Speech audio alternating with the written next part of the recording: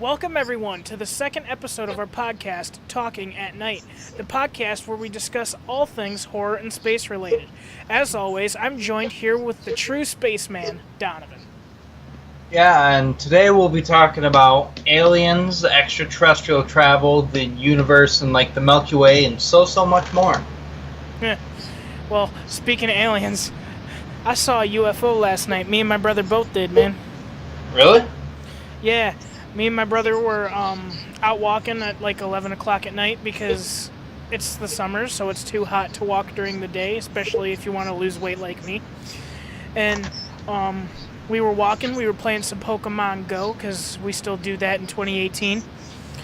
And my brother looks up at the sky, and we see what looks to be like a planet moving. And here, I got the video, and I'll pull it up, and, well, here, let me share screens with you so you can see it. Gotta go into Skype real quick. Share screen. Alright, you can see my screen? Yes, sir. Alright, let's show the viewers the video. So I am really upset that I wasn't able, I didn't think about it at the time to zoom in my phone camera all the way, and what you guys are seeing is my phone trying to focus on whatever the object is. And it's not a plane or a helicopter because they blink. Their lights on them blink, right? Yeah. And it was, it could have been a shooting star, but shooting stars normally don't stay in the atmosphere. Have you ever heard of anybody seeing a shooting star last for over a minute? Yeah. Halley's Comet, other asteroids. Well, I'm talking about, like, stuff coming into our atmosphere. Yeah. But, it could be a satellite. I don't know what a satellite would look like if it was going across the space. But even if it was like a shooting star or something, it wouldn't zigzag. It would just go into a straight line. Because about 5 seconds after I turned this video off, it zigzagged. As it was zigzagging, it was starting to fade a little bit, and then it just completely disappeared. Huh. That's weird. So, I don't know what it could be. I just remember talking to you about it. I think we talked about it in the last podcast. I don't really remember, but it's like I had never seen a UFO until last night. Well, what time did it occur last night? Like, let's say... that video was recorded between 11:30 and 11:50 at night. Okay. And where would you say it was located? Like, between Saturn and Jupiter? Hell if I know. I wasn't really paying attention to the planet. It was going towards Mars. Of, like, where Mars would be. Yeah. Like, it was headed in that direction. So I'm not saying it's Martians, but it was totally Martians. If only it works like that, there'd be so many alien species right now. It got me and my brother talking about that kind of stuff. Like, I have never seen a UFO. But what's crazy is, I was talking to our friend Jose about it because he went walking with me tonight. And he said he saw something very similar in the past. Not last night, but he saw something... Him and his mom both saw something very similar to that in the past. So... But I'm glad I got it on video, and I'm glad that I wasn't alone. My brother was there too. My brother also got it on video. Well, you don't say it was aliens, do you? I'm not going to claim I know for a fact that it was. I'm not going to do that because I don't know. We don't even know if extraterrestrials exist. We don't have the evidence to support that claim. Well, there are stories of, I believe it was Neil Armstrong. If I remember correctly, it was one of the famous astronauts everybody knows. I'm almost positive. I only know Neil and Buzz. Buzz Aldrin and Neil Armstrong. Yeah, but one of them came back saying that the aliens were already here, that they had like a base on the dark side of the moon, which everyone knows we can't see because we're tidally locked with the moon. Right. And people well, are it's dark to us. I mean, it still receives sunlight when it's away from us. But it's tidally locked, so we don't see it. And then people are saying that there's a object in the atmosphere, which you've probably heard of. The Black Knight. Yes, the Black Knight. People are saying that that could be an alien satellite, and then there's all these other conspiracy theories and such, to where we don't really know, but... I'm not a big conspiracy theorist, though. Yeah. But, we don't really know, because so many different accounts are taken into place when it comes to aliens and other life forms specifically, as to, are they as technologically advanced or more technologically advanced than we are? Are they alive at the same time that we are? Why are they visiting us and not other planets? So many factors go into it that we just don't understand as a species yet. I mean, and this is all just coming from a place of complete ignorance when it comes to that kind of stuff, because, like, I don't know that much about this kind of stuff. Like, I'm kind of ashamed to admit it, but I still haven't started reading the book yet that I'm borrowing from you. Oh, that's all good. I just haven't had really time to. I've been busy. Yeah. But, it's like, I'm interested in all this kind of stuff, but I'm not as knowledgeable about it as, say, you are. So, like, yeah. Like, how am I trying to say this? Back when I was younger, maybe when I was like 13, 12 years old, I was really deep into like the UFO type stuff and aliens, and like I watched UFO Hunters on History Channel, and I was on MUFON message boards and stuff like that. So I'm coming from like a source of bias. So just so our audience know, I'm kind of biased in that kind of way, because I love that type of paranormal, like, not from Earth type of stuff. You know what I mean? Yeah. But everybody's got their niche, such as, like, mine's not really a niche. Mine is more space in general, and I guess if I'd say I had to have a niche, it would be black holes and galaxies would be my niche. But everyone's got their own opinion as to what they like. Just black holes are what fascinate me most, though. But like, the conflict in my mind is actually kind of a lot like how I feel about like ghosts and stuff. Is like, my mind wants to believe in it, but on the other hand, I know that there's not that much evidence to support that type of conclusion. So I'm torn on the subject. Like, same thing with, like, how I just said with ghosts. Like, I personally believe that there's something out there, but there's not a lot of evidence to support it. And the same thing with extraterrestrials. Like, I would love to be able to know for a fact if there's alien life existing, but we just can't say for certain. So, well, there's a very strong possibility if you take in the chances, and you just think about how many universes and galaxies and all this other stuff exist. There's got to be at least one more, even if it's like a plant or bacteria, at least one on a planet other than Earth or a moon other than our own. But then, what were you saying? Sorry about that. But then that brings in the debate of, is it intelligent enough to contact us? Like, in my opinion, as I just stated, I believe that other life forms are out there, whether they're the forms of bacteria, monsters, humans, or anything. But I don't believe that they're as sophisticated as our race is, as our species is, because in order for us to have been able to adapt and become as complicated as we are, we've had to have Jupiter, which protected Earth, Moon that protected Earth. Earth had to be a decent size. We have to be just as far away from the sun in the Goldilocks zone, which is what it's called.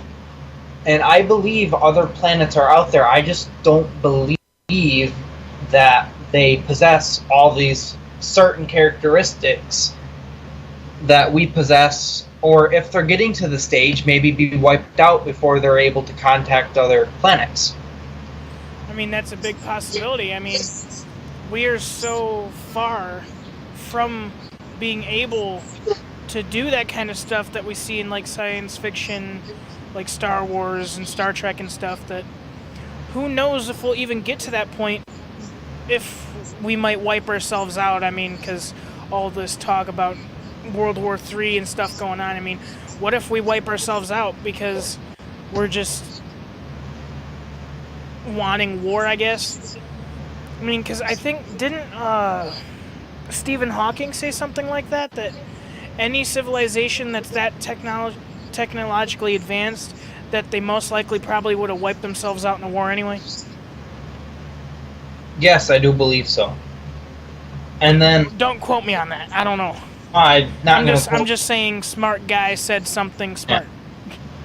But if you think about it, if we were to put it into perspective, like even if we aren't taken out by war, I believe it's in 2029, but there's supposed to be a comet or asteroid that's supposed to come,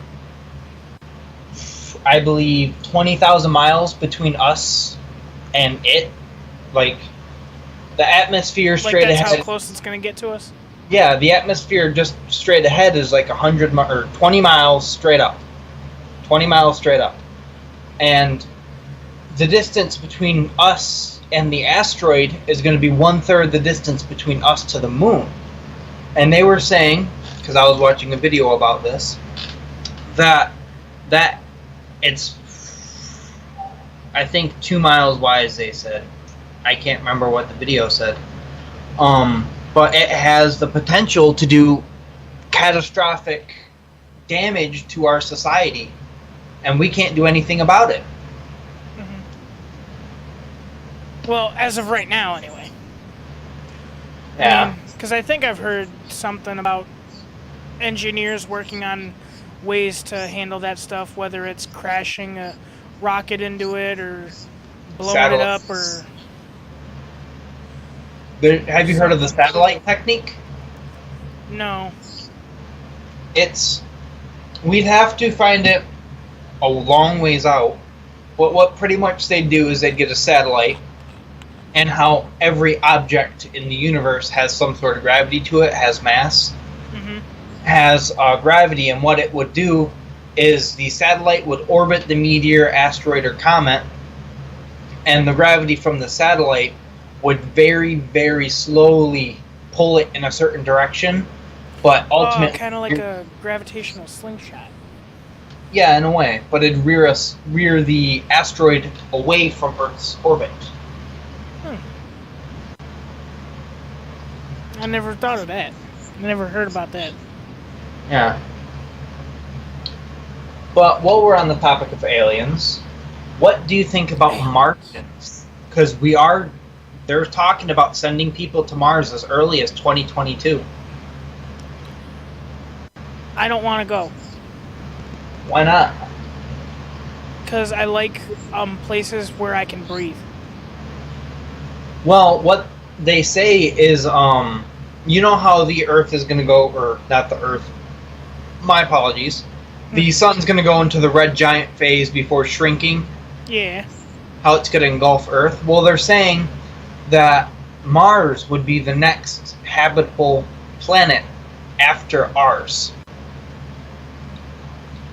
That's if we haven't already been all wiped out anyway. Well, if we can send people to Mars by 2022, the first thing, in my opinion, that they should do is definitely not bring weapons. Kind of make it like a dystopian paradise, if that's the right term. And no weapons. We have police there that are able to enforce stuff, or military, something like that, to enforce rules. But like no civilian guns or anything to prevent or provoke violence. Make it like a dystopian paradise that would help us survive. But what if the people on Mars don't want to be governed by a completely different planet that's so far away. Like, who makes the laws on Mars? Well, it wouldn't be necessarily governed by the president, because even if it were governed by the president, it'd take, what is it, 14 minutes for the message to reach Mars? Mm-hmm. Something like that. I'm almost positive it's 14 minutes. But they'd pretty much have their own... It'd be a different planet. It'd be a different world. It'd be a different Earth. And pretty much not rulers, but new presidents and stuff like that. They would become their own planet like Earth. So, like, let's say, what happens if, like, we receive a message where there's, like, things going on that we don't necessarily agree with? Are we going to step in and do something, or are we just going to let them be? Like, what if they just decide, oh, let's have a purge, and then we're like, no, you shouldn't be able to do that. I mean, should we be allowed to even interfere on what goes on Mars, or should we just send them there and let them be? Well, I believe that we should get, like how we vote for a president, I believe that we should have the 3 branches of government on Mars. We should have a president to keep everybody in check and make executive choices, but still be able to do it within reason. Kind of like, you have a president and then you have the mayor. The president would be president of the United States on Earth because it's already well established.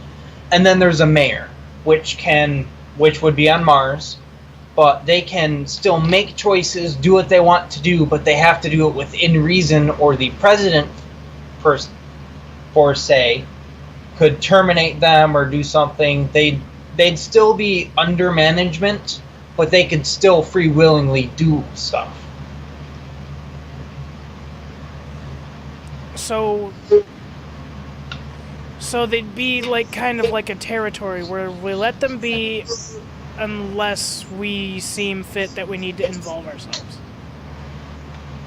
Not necessarily violently, but yes.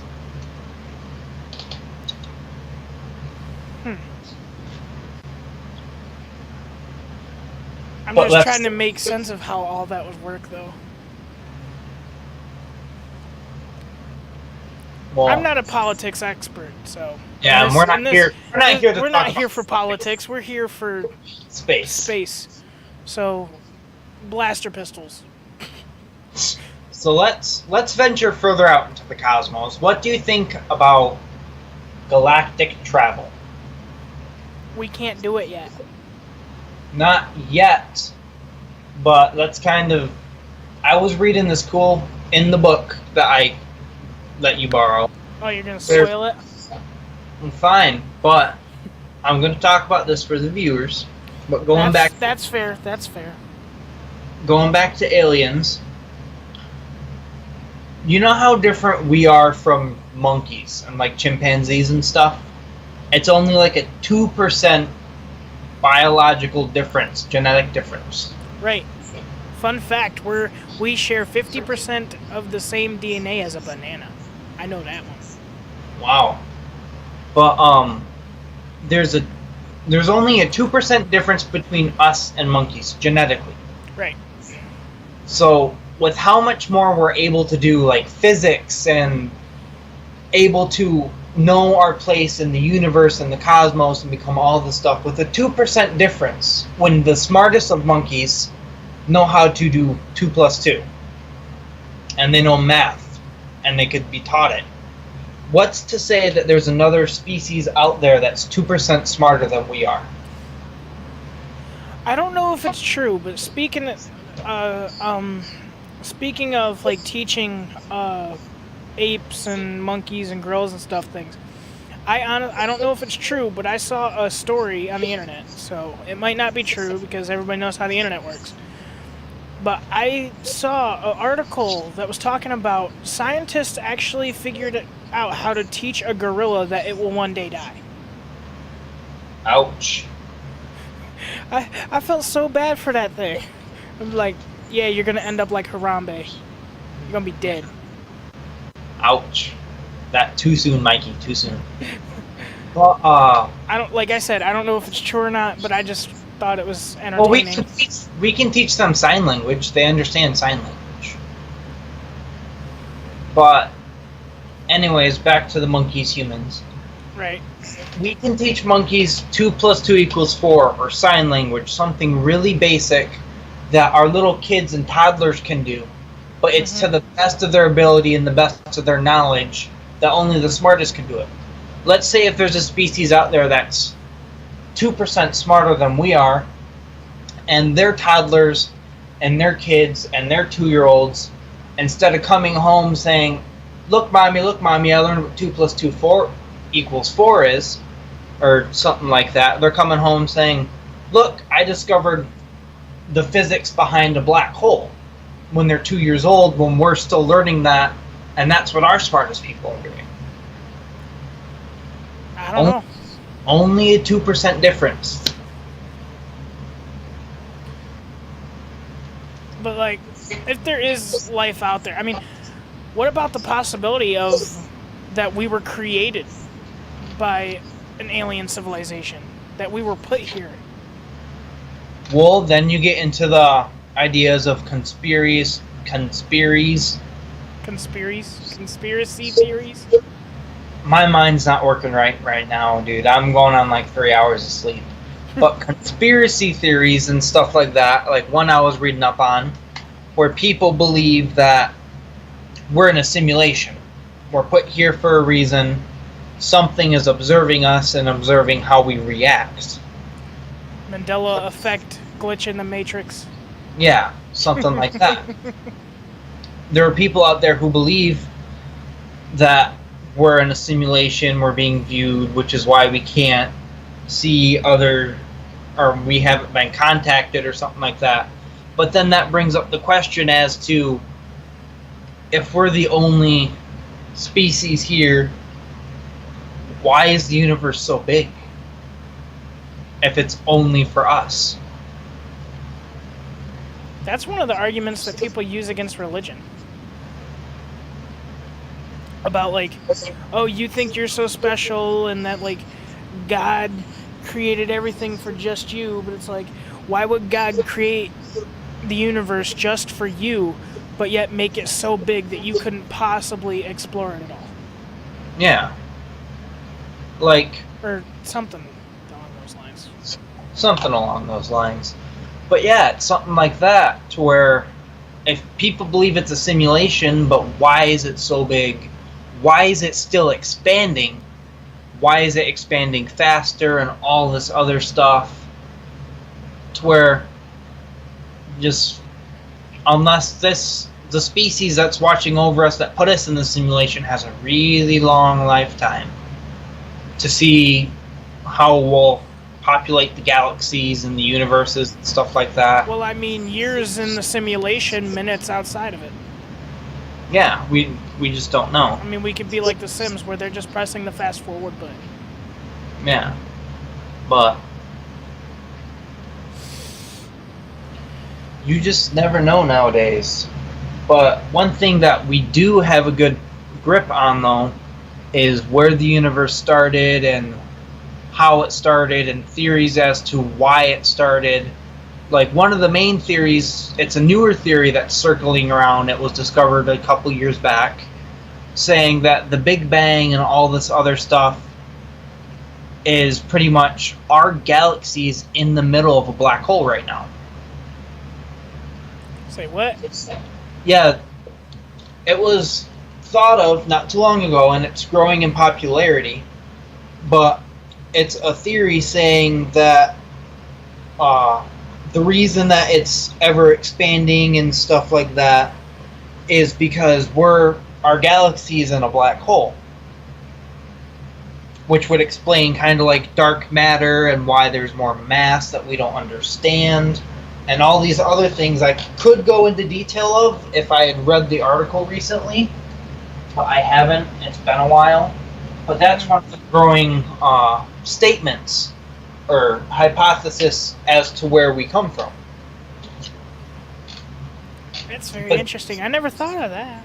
Yeah, but then that brings the question as to, if we are in a black hole, what's outside of the black hole? Who knows? Bigger universes? Because what I'm thinking of, my point of view, what I would like to believe is, it doesn't really explain the Big Bang, I'm not going to lie. But what I like to believe is that how planets have stars that orbit around them, and stars orbit around the Milky Way, and the Milky Way is traveling through space.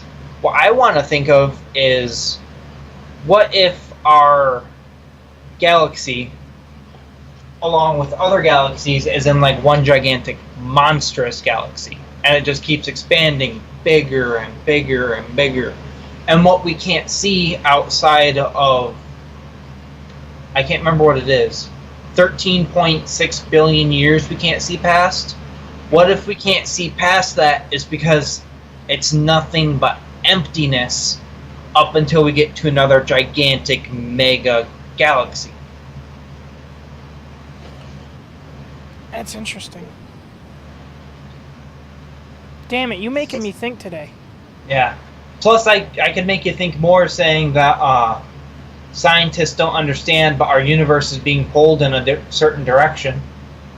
They call it dark flow. Which kind of supports mine as to, like, our two mega galaxies are being pulled towards each other. But I hate to go back and change the subject a little bit, but I have recently watched an interview with Neil deGrasse Tyson, the man with the best mustache of all time. He was talking, it was a video, he was talking about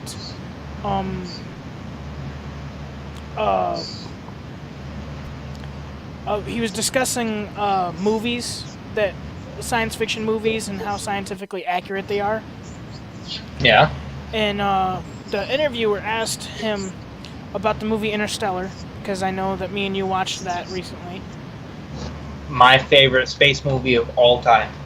And the interviewer asked, she goes, about the black hole scene when he falls into the black hole. Spoilers, sorry. That she asked him, wouldn't he have been ripped apart by the black hole? And Neil said, not necessarily. Because he said that depending on how you fall into the black hole depends on what happens to you. He said that as far as we know, there might be a way to be able to fall into a black hole and survive. Yeah. Like if you go into a certain angle, like not like straight in, but maybe at like some kind of angle, there's some way, shape, or form you would be able to survive the journey through it. Yeah, you'd have to, pretty much what you'd have to do is how we have satellites orbiting Earth, is you'd have to orbit the black hole, and you'd have to have a very slight path inwards, where every time you orbit you get closer and closer, very, very slightly. But at that rate, you're not being pulled straight into the black hole and stretched through spaghettification, which is, believe it or not, viewers, that is the actual term of it, look it up. But spaghettification, where you're not being ripped apart, your mass moving forward, technically away from the black hole, has to equal the gravitational pull of the black hole, or come close to it. That's where things start to get tricky, because we don't know how much gravity is in it. They say it's an infinite amount of gravity, it's infinitely dense, but we just don't know. How can something get infinitely dense? That would be something that I would have to show you in person, or we record a video of me explaining it. But I know how it works. That could be a future video. It is. But I can briefly touch on the topic, to where pretty much with the black hole, you're constantly falling, and you get pinched to a point of infinite density, to where everything would collect there. But since the black hole is ever expanding, it's always falling, which would explain why nothing can get out and stuff like that. But it never ends. It's always falling, and it's confusing because then you're thinking, oh, it's like a 2D hole that just never ends. But that's where things get interesting because it's not a 2D hole; it's a 3D spherical hole, and that really shocks people when you tell them that too. it's like a planet. Yeah, the black hole isn't like just a circle in space. That it's a ball. It's a 3-dimensional hole. Where normal holes have 2 dimensions, you have the flat layer, and then you can go into it. It's 3-dimensional. It's a complete circle, like a ball, as you said. It's a sphere. It's a sphere. But yeah, it's like a sphere, but you fall into the sphere, but you never fall through it. That's where things get interesting. That's why I love black holes so much. I love it so much because we don't understand. It's the mystery about it. I believe that is one of the only things in the universe which we do not completely understand, aside from dark flow, as was stated earlier, and dark matter. We don't know much about dark matter. Dark matter, dark flow, and as the universe is expanding, and the Big Bang. Those are the only... Have you heard of dumb holes? I have not heard of dumb holes. I saw a Vsauce video about them. They're basically a black hole, but their gravitational pull is just dense enough to where like light and stuff can escape, but sound doesn't. It's like a black hole, but instead of light, it traps sound instead. And we've created them in the Large Hadron Collider doohickey.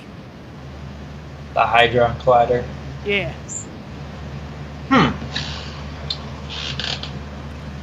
And white holes.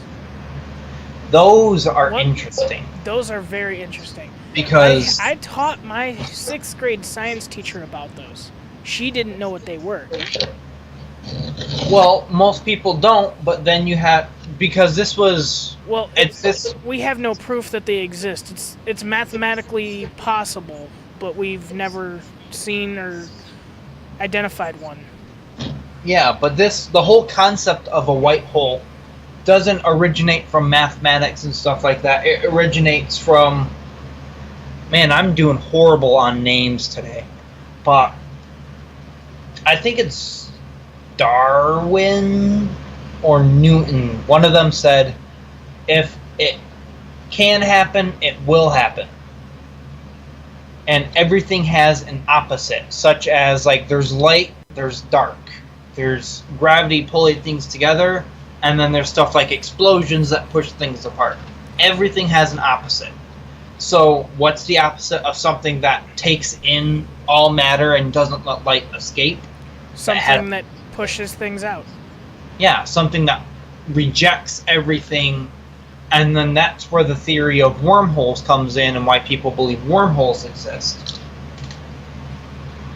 Because wormholes and white holes are kind of in the sticky situation where they most likely exist, but we haven't really... We don't have any proof of their existence. It's all mathematical probability. We do have proof of black holes. Well, yeah, because we've measured them, we've seen them. Well, you don't see a black hole, you see the things around it. Yeah, such as when they observed Sagittarius A star, the center of the Milky Way.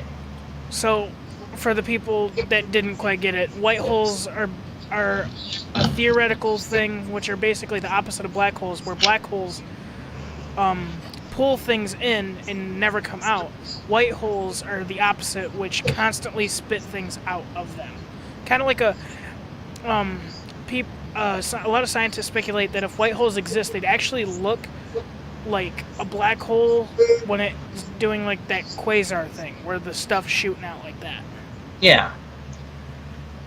Well, but it would be in all directions. Yeah. I can see that, though, and then there's people that speculate, like, the Big Bang, and this goes back to the theory that we're in a black hole. The dude speculated that came up with that how we were born was through such explosion to where we were in a black hole and we were kind of shot out from a white hole, and that's what the Big Bang is. Interesting. It's very interesting. Yeah, I've never heard about that. That the possibility that we'd be living in a black hole. Yeah, because if you think cannot, we don't know what's in a black hole because we can't see out of it, or we can't see into it. My apologies. Like there was this one good question that was like, if anything that gets sucked into a black hole disappears from the universe, say, what's the dude's name? I can't think of it off the top of my head, but he's been in a lot of like science shows on the History Channel. I think him and Richard Dawkins debated at one time. But he said something like, if everything that goes into a black hole disappears from the universe completely, what would happen if, say, we threw an encyclopedia into the black hole? Would the knowledge that the encyclopedia contains be wiped from the universe? Or is it just the physical object itself? Well, then if you think of that kind of can't happen, because if someone were to read the encyclopedia before they threw it in the black hole cannot leave where it's at, go into your head, suck up all the knowledge, and then go back to the black hole. Right. It just doesn't work that way. It breaks laws of physics. Like, that is an interesting debate topic, but it's just not possible. To where that's like saying, if light goes into a black hole, does the star that the light came from just disappear? It doesn't work that way. Like, that's the mystery of the black holes, though. It's like, does the stuff that goes into a black hole, does it stop existing? Or, like, where does it go? Like, all the matter, like, say, if a black hole absorbs a star, where does the matter that made up that star go? Does it disappear from the universe? Does it, like, I don't know if, like, the mass of the star just gets added to the black hole and the black hole gets bigger, or... The more a black hole feeds, the bigger it becomes. And if it doesn't, it gets smaller, and it eventually disappears through Hawking radiation. Right. I think I've heard about that. To where, like, if we were to turn the Earth into a black hole, it'd be the size of a marble, I believe. Or, yeah, it'd be like the size of a penny or something like that. It'd be the size of a marble or a penny, and it would disappear in a matter of seconds through Hawking radiation. Same with the sun. If we were to turn the sun into a black hole, it would be the size of, what's the park in New York? I'm having a brain fart right now. Yeah, Manhattan Park. Or Central Park. Central Park. It'd be the size of Central Park. I can't remember how long that would take to disappear, but it would disappear. But that's where things start to get tricky about black holes again, because everything gets crushed to a point of infinite density, but what happens when the black hole starts disappearing and that eventually vanishes? What happens to all the material that was in the black hole? Because wouldn't that technically break the law that's like matter can't be created nor destroyed? So like if the black hole sucks everything in and it just adds to the black hole's mass, but the black hole will eventually disappear, where does that matter go? That's where we gotta think of. See, that's the fun part. That's where things get interesting. That part makes my head hurt. But that's where things get fun. We don't know, and we probably won't know in our lifetime. And one thing that scares me is there's a possibility that the human race will not live long enough to understand the universe. We could die before we understand what a black hole truly is. I mean, isn't it actually really sad that we know more about the universe around us than we do about what makes up our consciousness and, like, how we are conscious? Like, we know that it's because of our brain, but we don't know, like, Are you there? what causes it. You know what I'm saying? You there, Donovan?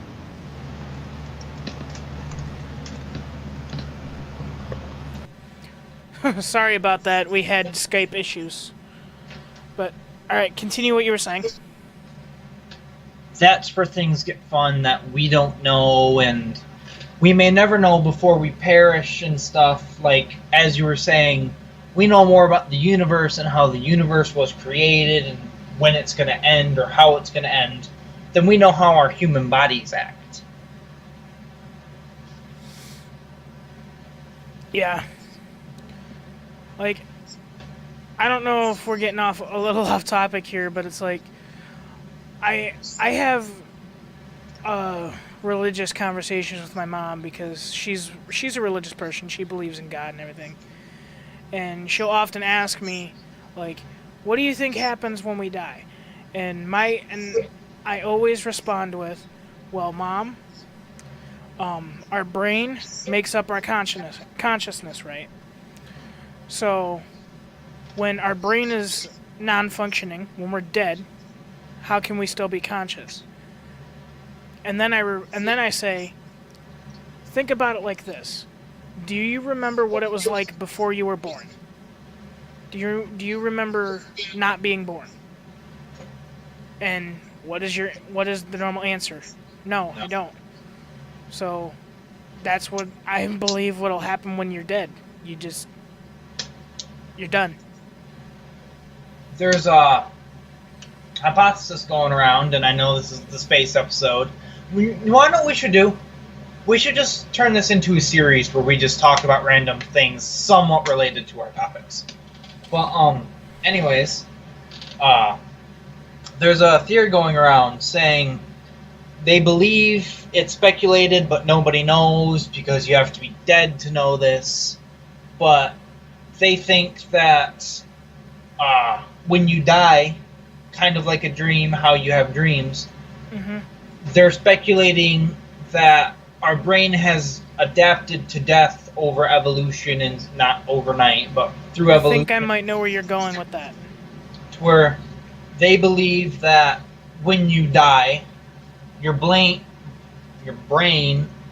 replays your life through memories, because your brain is active for 7 minutes after your heart stops. So what they're thinking is your brain has found a way to soothe the pain by replaying memories of your childhood and lifetime. Pretty much, you're in a dream reliving your life.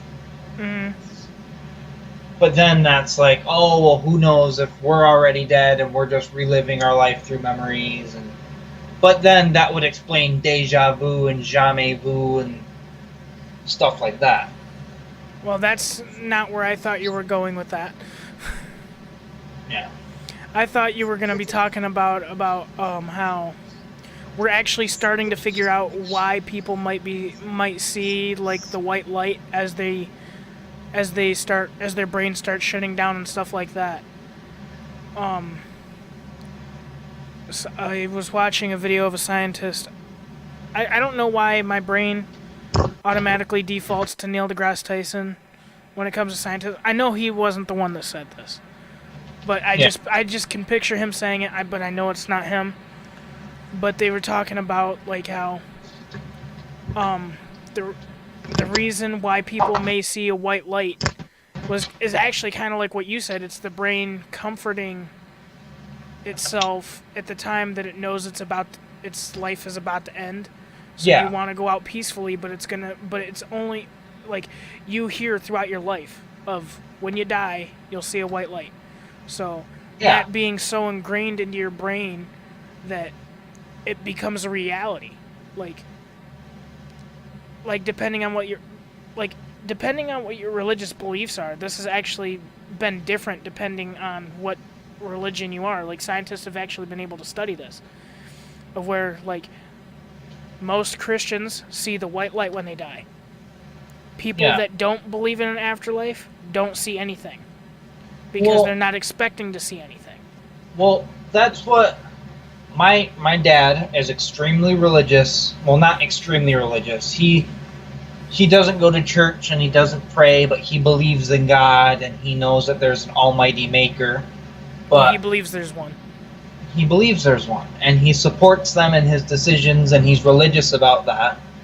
But when he had a heart attack a couple years back, he coded 3 times, so his heart stopped 3 times. Mm-hmm. And the day after, when we were in the hospital, when we were with him, spending time with him, because obviously we were happy he was still here, he was saying that all he remembered was him screaming, "I don't want to die, I don't want to die, I don't want to die," when he was in Lapeer.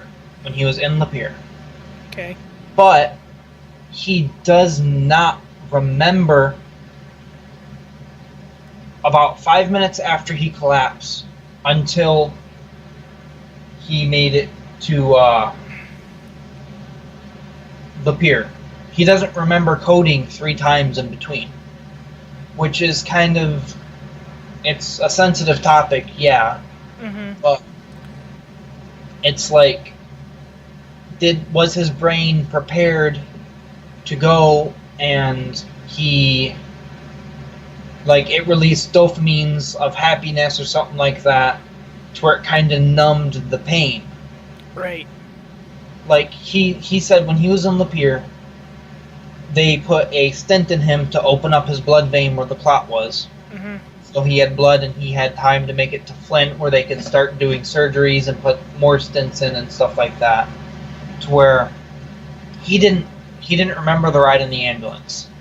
He didn't remember the ride when he was loaded into the ambulance, and when he was unloaded to Lapeer, where they put the stent in, and then they got him in an ambulance. And he remembered going into the ambulance a second time and going down to the other hospital, but he didn't remember that. So was that his brain's way of soothing him in his time of going? Because his brain thought it was the end? His brain thought it was the end. His heart stopped a couple times and his brain numbed the pain. Who knows? And you got to be careful with that kind of stuff, because not anything against your dad, but when people talk about that kind of stuff and you say, and you try to not criticize it's not the right word, but to explain it in a scientific aspect, they'll not saying that your dad would do this, but most of the time people will basically respond with, "Oh, you think I'm lying about this? You don't believe that I actually saw this and went through this?" Yeah. And it's like, no, that's not what I'm saying. I'm saying that you witnessed something that you took as a sign of something that really wasn't there. Yeah.